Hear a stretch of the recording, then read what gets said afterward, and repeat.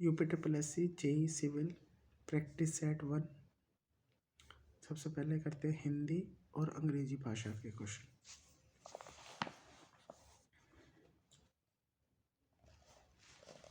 सबसे पहला क्वेश्चन है कि निर्देश प्रश्न संख्या 1 और 2 नीचे लिखे शब्दों का वह जोड़ा चुनिए जो एक दूसरे के विलोम ना हो।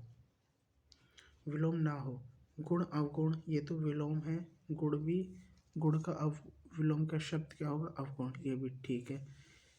देव दानव, ठीक। तरल ठोस, ये भी ठीक। सम्मान आज्ञा, सम्मान देना और आज्ञा दोनों ही एक तरह से पर्यायवाची हैं, तो पहले का हो जाएगा सी। क्वेश्चन नंबर 2, जय पराजय, ये भी ठीक, विलोम शब्द है। सार्थक निरर्थक, ये भी ठीक है। और पतन और उन्नति, ये भी ठीक है। तो ऑप्शन नंबर डी देखते हैं, गुण और पुण्य, धर्म और पुण्य, ये अलग है। धर्म करना या पुण्य करना एक ही बात है। क्वेश्चन नंबर 3, यद्यपि, यद्यपि में नीचे प्रश्न नंबर 3 और 4 नीचे लिखे शब्दों का सही संधि विच्छेद का चयन कीजिए। क्वेश्चन नंबर 3 है यद्यपि, यद प्लस आपी, यह प्लस थापी, यदि प्लस अपी, यदा प्लस आपी। तो इसमें जो हो जाएगा हमारा वो होगा यदि, यदि प्लस अपी। ये तो यद आपी, ये तो पूरा नहीं है। यह प्लस धापी, ये भी नहीं। यदा प्लस आपी, इसमें आकर डंडा आ गया, इसमें भी आ गया, तो डबल आ तो होगा नहीं, तो इसमें यदि प्लस आपी ये हो जाएगा, तीसरे का सी। क्वेश्चन नंबर 4,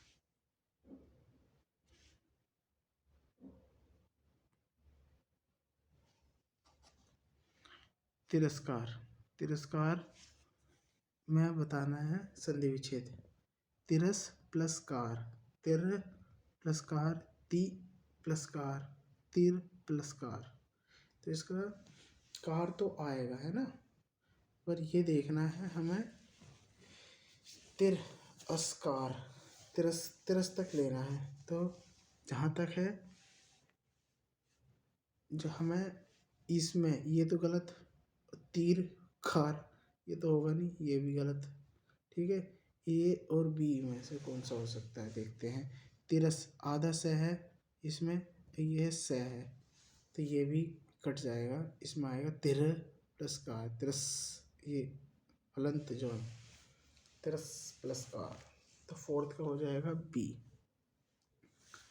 ठीक है। क्वेश्चन नंबर 5 पे चलते हैं।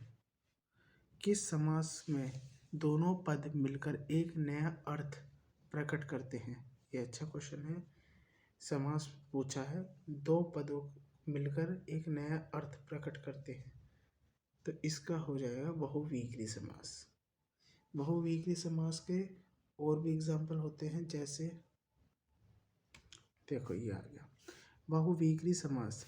समास में आए पदों को छोड़कर जब किसी अन्य पदार्थ की प्रधानता हो तब उसे बहुव्रीहि समास कहते हैं। इस समास में के पदों में कोई भी पद प्रधान नहीं होता, बल्कि पूरा पद ही किसी अन्य पद का विशेषण होता है। तो ऐसे ही एक क्वेश्चन पूछा था ना इसने कि किस समास में दोनों पद मिलकर एक नया शब्द, ये नया अर्थ प्रकट करते हैं, वो यही है। इसके एग्जाम्पल याद रखें, उदाहरण जैसे चतुरानन, 4 है आनंद जिसके अर्थात ब्रह्मा, मतलब चतुर आनंद, ये दोनों मिलकर एक तीसरा वर्ड बनाया है। इन दोनों को वर्ड को मिलाकर एक तीसरा वर्ड बनता है ब्रह्मा, इसका अर्थ अलग ही होता है। जैसे लंबोदर, लंबा है उदर, मतलब लंबा और उदर से बना ये गणेश जी। वीणापति, वीणा पाणी, वीणा पाणी, वीणा है कर में जिसके अर्थात सरस्वती। नीलांबर, नीला है जिसका अंबर अर्थात श्री कृष्ण, ठीक है। बहुव्रीहि समास ये और कर लिया। द्वंद्व समास भी हाथों हाथ कर लेते हैं अभी ही। द्वंद्व समास क्या होता है? द्वंद्व जो है ऊ द्वंद्व द्वंद्व मतलब ऐसे याद रखो, द्वंद्व होता है, द्वंद्व युद्ध करते हैं। द्वंद्व समास में सभी पद प्रधान होते हैं, मतलब सभी लड़ते हैं। ठीक है। द्वंद्व समास के 3 भेद होते हैं: इतरेतर द्वंद्व, समाहार द्वंद्व तथा वैकल्पिक द्वंद्व।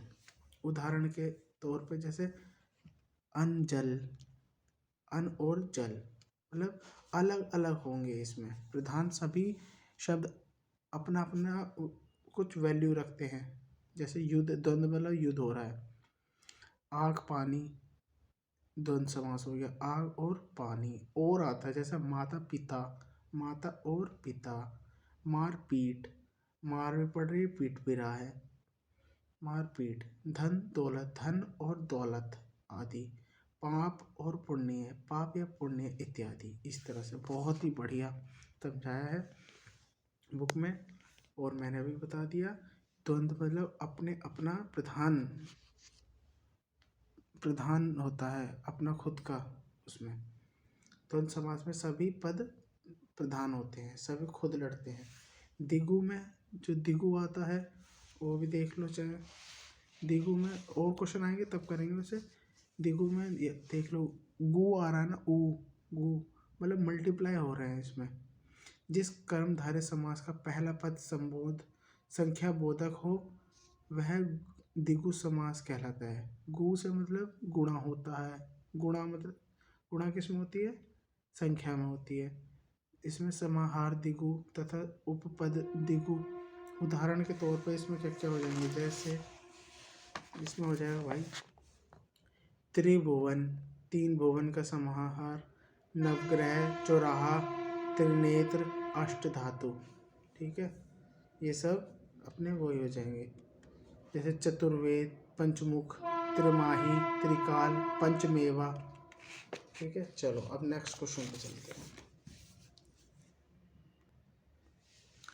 प्रश्न संख्या 6 और 7।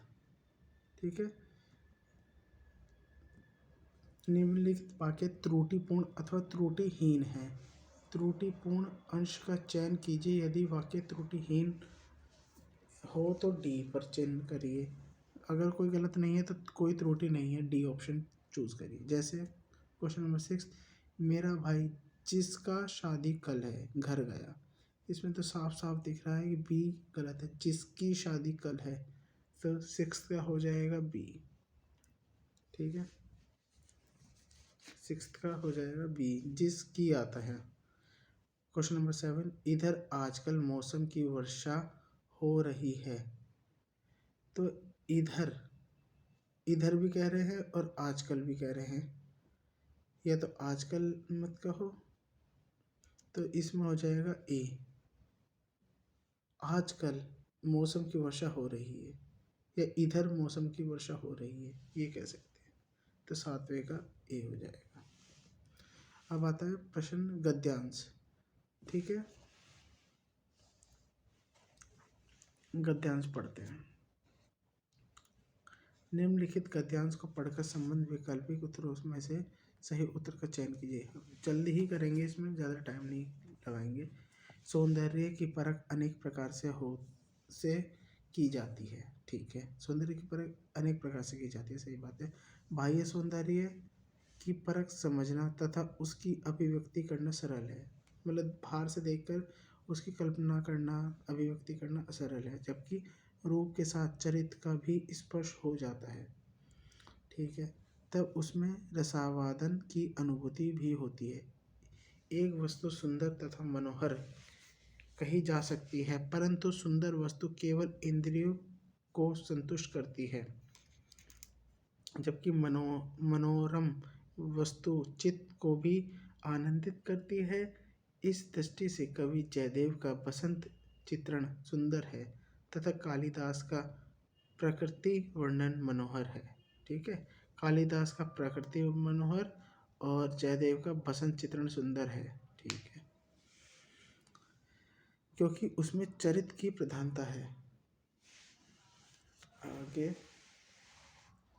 सुंदर शब्द संकीर्ण है, जबकि मनोहर व्यापक तथा विस्तृत। साहित्य में सुधारण वस्तु भी विशेषता प्रतीत होती है, उसे मनोहर कहते हैं। तो क्वेश्चन 8 है, कालिदास के प्रकृति वर्णन का आधार है। कालिदास के प्रकृति वर्णन का आधार है, अभी हमने पढ़ा था, कालिदास के प्रकृति वर्णन का आधार मनोहर है। मनोहर है ना, तो उसकी मनोहरता, B is the right answer, मनोहरता है। ठीक है। क्वेश्चन नंबर 9, सौंदर्य की परख की जाती है। सौंदर्य की परख, तो अभी इसमें क्या है, आनंद, आनंद की मात्रा के आधार पर, ये तो नहीं है। इंद्रियों की संतुष्टि के आधार पर, इंद्रियों की संतुष्टि के आधार पर सौंदर्य की परख, ये तो नहीं था। रूप के आधार पर, ये भी बिल्कुल नहीं कह सकते। ये दोनों होते तो ठीक था। मनोहर के आधार पर, मनोहरता के आधार पर, 9 का हो जाएगा डी, मनोहरता के आधार पर। अब आता है क्वेश्चन नंबर 10, उपयुक्त गद्यांश का शीर्षक है। आपको क्या लग रहा है? उपयुक्त गद्यांश का शीर्षक है साहित्य और सौंदर्य, अभिव्यक्ति की अनुभूति, सुंदरता बनाम मनोहरता, सुंदरता की संकीर्णता। ध्यान से देखें, ये तो ऐसा कुछ नहीं था, हमने इसमें ये जो आसपास था, साहित्य और सौंदर्य के आसपास ही इसका गद्यांश का शीर्षक है, तो ये होगा राइट आंसर, साहित्य और सौंदर्य। ये अच्छा क्वेश्चन है। क्वेश्चन नंबर 11, हिंदी दिवस किस तिथि को मनाया जाता है? कौन सी तिथि को मनाया जाता है? वो होता है 14 सितंबर को। ये अच्छा क्वेश्चन है, अभी बीता है सितंबर, 14 सितंबर को ये मनाया जाता है। ठीक है। अब प्रश्न संख्या 12 से 14, निम्नलिखित पर्यायवाची शब्दों के लिए सही विकल्प चुनें। दूध, दूध का स्तन्य, खीर, पेय और नवनीत। तो दूध का क्या होगा? दूध का पेय, तो पेय तो जल को भी कहते हैं, खीर चावल भी होते हैं, नवनीत तो बिल्कुल नहीं होगा। तो दूध स्तन्य है, उससे रिलेट करके देखें, स्तन्य होगा इसका राइट आंसर। 12 का ए। क्वेश्चन नंबर 13, प्रेक्षा। इसमें ऑप्शन नहीं दे रखे ए और बी, तो प्रेक्षा, इस क्वेश्चन को हम छोड़ देते हैं।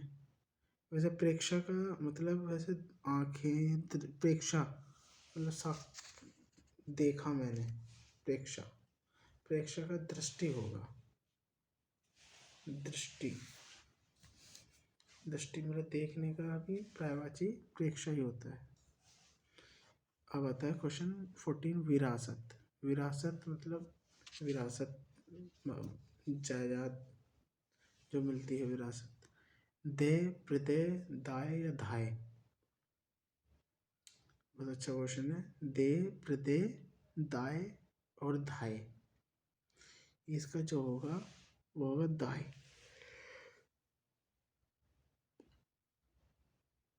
क्वेश्चन नंबर 15 से 18, नेक्स्ट, निम्नलिखित वाक्यों में से उनके प्रथम तथा अंतिम अंश संख्या 1 और 6 के अंतर्गत दिए गए हैं। बीच वाले 4 अंश यह, रह, लह और वह, ये अंशतः होते हैं, ये ध्यान रखना, के अंतर्गत बिना क्रम के हैं। चारों अंशों को उचित क्रम अनुसार व्यवस्थित कर सही विकल्प चुनें। ठीक है। क्वेश्चन नंबर 15 है, होलोग्राफी एक विशेष, ये साधारण फोटोग्राफी से बिल्कुल आवश्यकता नहीं पड़ती है, इसलिए भिन्न है। इस फोटोग्राफी में किस कैमरे की प्रकार की फोटोग्राफी है और लेंसलेट फोटोग्राफी कहते हैं? तो इसका तो बहुत वैसा है, देखें ऑप्शन क्या क्या है। पहले ये देख लेते हैं कि होलोग्राफी एक विशेष प्रकार की फोटोग्राफी है, वह आएगा पहले, उसके ऑप्शन भी देखें। ऑप्शन देखें,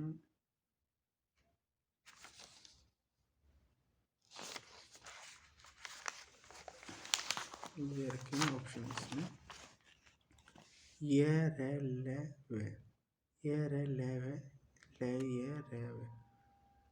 तो इसका सबसे पहला आएगा हमारा कि होलोग्राफी एक विशेष प्रकार की फोटोग्राफी है। तो पहले तो आएगा वह, ठीक है, वह से ही पहचान लो कि कौन सा ऑप्शन होगा, पहला कौन सा वह किसमें आ रहा है। तो वह तो आ रहा है एक ही ऑप्शन में आ रहा है, वो है डी ऑप्शन में। तो यही होगा वह, फिर यह, फिर ले और रह। चलो देखते हैं एक बार, यह और ले।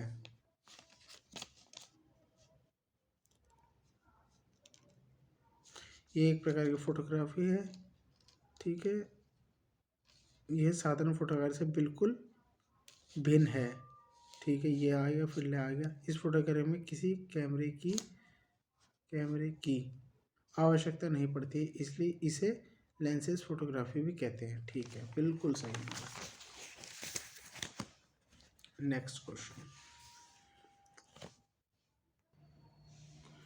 16 का, भाषा जब प्रशासनिक भाषा बन जाती है साहित्य रूप लेने के बाद संपर्क भाषा से, तो उसका उत्तरदायित्व बहुत बढ़ जाता है। तो इसका होगा भाषा जब संपर्क भाषा से, ठीक है, संपर्क भाषा से साहित्य रूप लेने के बाद प्रशासनिक भाषा बन जाती है, तो उसका उत्तरदायित्व बहुत बढ़ जाता है, ठीक है। तो इसका जो होगा ये होगा ले र ये व, 16 का सी, ठीक है। क्वेश्चन नंबर 14, अवकाश के समय की गतिविधियाँ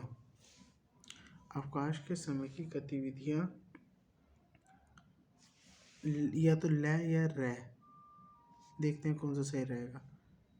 इसका अवकाश के समय की गतिविधियाँ ले सूचक होती हैं, जिसके जरिए हो सकता है ले भी, और फिर देखें यह सूचक होती हैं सामाजिक परिवर्तन की फिर को दूर करने, ये गलत हो गया, ठीक है, और ये भी नहीं आएगा।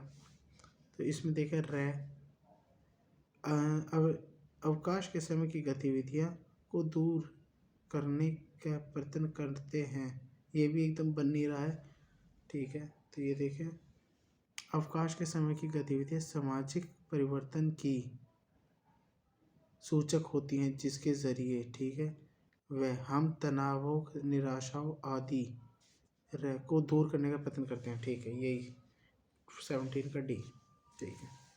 इन्हें तो आप खुद अपने दिमाग से जब करोगे तब हो जाएंगे, इनमें ज़्यादा समय नहीं लगाना है हमें और महत्वपूर्ण क्वेश्चनों को देखना है जो फ्रीक्वेंटली आएंगे ही। मजदूरों की बस्ती में वहाँ के बेकार रहने वाले व्यक्ति के इसका हो जाएगा, बस सीधा देखें 18 का रै, व्यक्ति के अपेक्षाकृत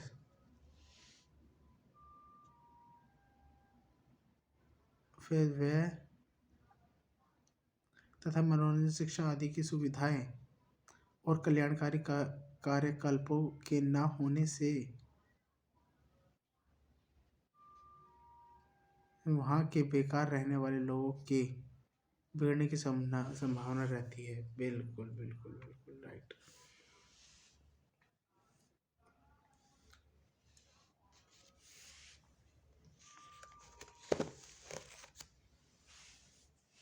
अब चलते हैं क्वेश्चन नंबर 19 पे। ऐसे क्वेश्चन करते हैं, चलो।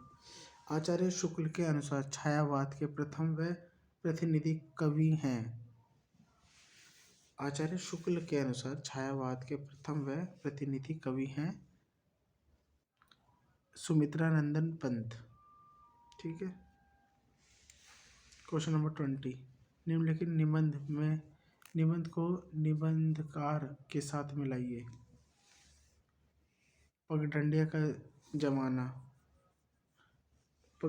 का जमाना, रसात्मक बोध के विविध रूप, मेरे राम का मुकुट भीग रहा है, विवाह योग। तो इसका हो जाएगा ए का हो जाएगा पगडंडियों का ज़माना कुबेरनाथ राय। ठीक है।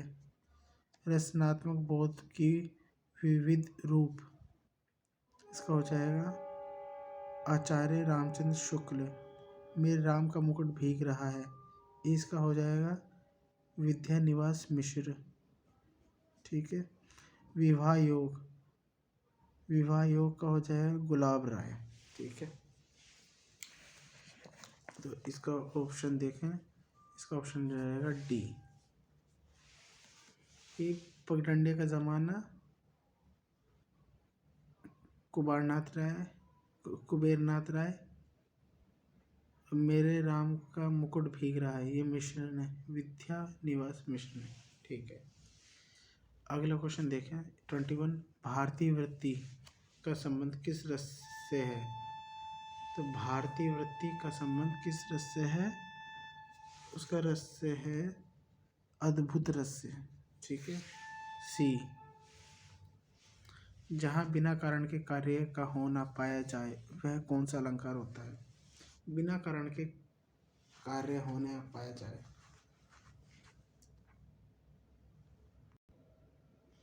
तो बिना कारण के कार्य का होना पाया जाए तो कौन सा अलंकार होता है? विरोधाभास, विभावना, विकृति, विशेषोक्ति। इसका हो जाएगा बिना कारण के कार्य का होना पाया जाता है विभावना। 22 का हो जाएगा हमारा बी। ठीक है। Question number 23। संतो भाई आई ज्ञान की आंधी रे पंक्ति में कौन सा अलंकार है? अलंकार पूछ रहा है, इसमें होगा रूपक अलंकार। ठीक है। 23वें का सी, रूपक अलंकार। Question number 24। साधारणीकरण और व्यक्ति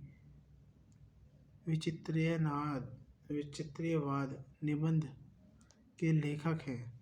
साधारणीकरण व व्यक्ति विचित्रीवाद निबंध के लेखक हैं डॉक्टर नागेंद्र। ठीक है। Question number 25। छायावाद को प्रतिबिंबवाद किसने कहा है? छायावाद को उसको कहा है रामविलास शर्मा ने। ठीक है। Question number 26। अपव्यय का विलोम शब्द है। अपव्यय का विलोम शब्द हो गया मितव्यय, अपोजिट बताना है ना, मितव्यय। Question number 27। निम्न में से कौन सा शब्द रक्त का समानार्थी है? रक्त मतलब खून नहीं है, नहीं है। लहू तो है, खून भी है। शोणित और शोषित, इन दो में से कोई सा है? 27वें का, तो 27 का हो जाएगा शोषित। शोषित मतलब शोषण कर लेना, खून चूस लेना, शोषित। तो 27वें का डी। Question number 28। दो असमान व्यक्ति की तुलना के लिए लोकोक्ति होगी। कहीं की ईंट कहीं का रोड़ा, भानुमति ने कुनबा जोड़ा। ये तो नहीं होगा। जब किसी को दो को जोड़ना हो, मतलब उसकी लड़ाई हो रही और मुझे लेना हो, तब इस्तेमाल करेंगे इसका। तो कहाँ राजा भोज कहाँ गंगू तेली। सी ऑप्शन है गंगा गए गंगादास, जमुना गए जमुनादास। डी है खग जाने खग ही की भाषा, खग जाने खग ही की भाषा।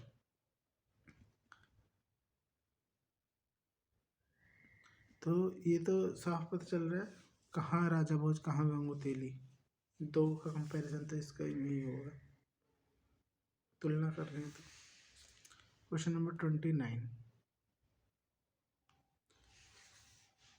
शुद्ध वर्तनी छाटनी है, इसमें से कौन सी शुद्ध वर्तनी की दृष्टि से शुद्ध है? अंतर्राष्ट्रीय सेवा शुश्रूषा कर्तव्य प्राण या प्रस्तुति। तो इसका हो जाएगा 29 का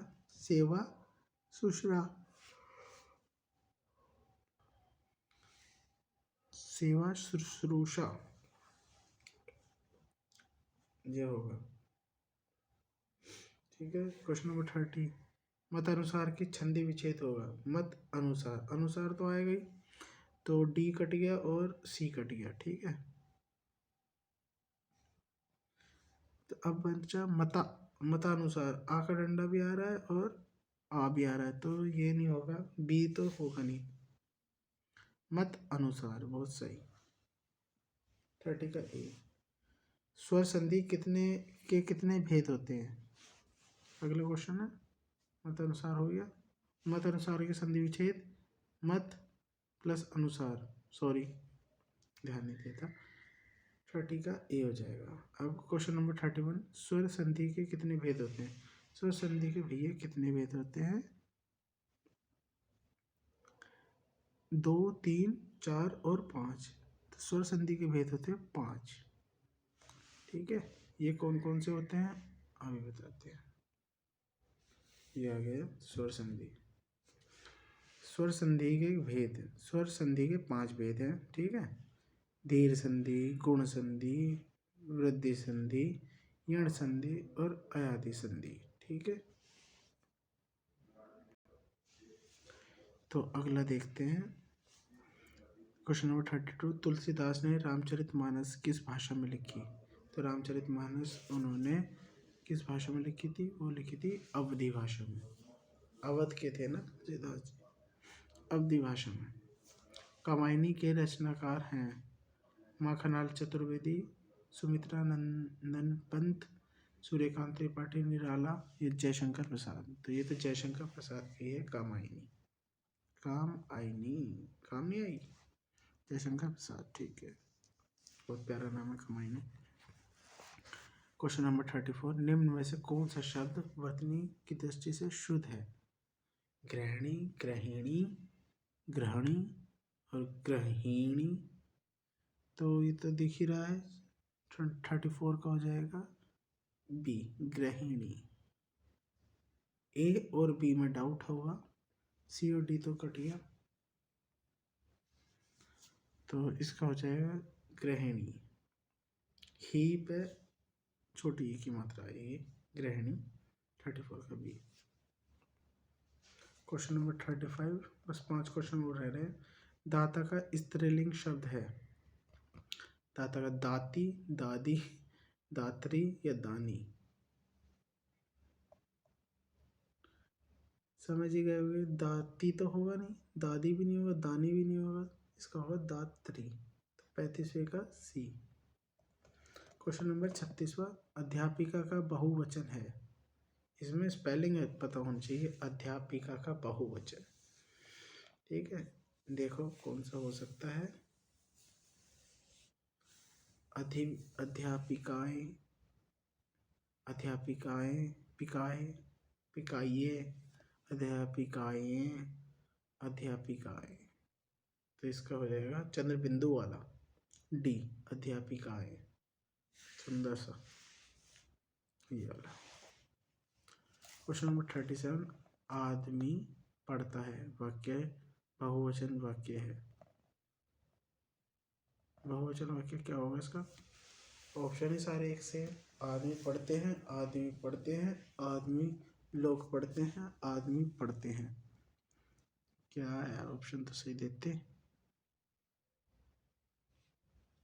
आदमी पढ़ते हैं, आदमी पढ़ते हैं, आदमी पढ़ते हैं, आदमी पढ़ते हैं, यही होगा, आदमी पढ़ते हैं। आंखें मूंदना मुहावरे का अर्थ है? आंखें मूंदना, मर जाना नहीं। आंखें बंद कर लेना, ये भी बिल्कुल नहीं होगा। आंखें चुराना, बेहोश हो जाना। तो इसका तो पता ही चल गया, 38 का आंखें मूंद ली भैया, आंखें मूंद ली मतलब मर गया।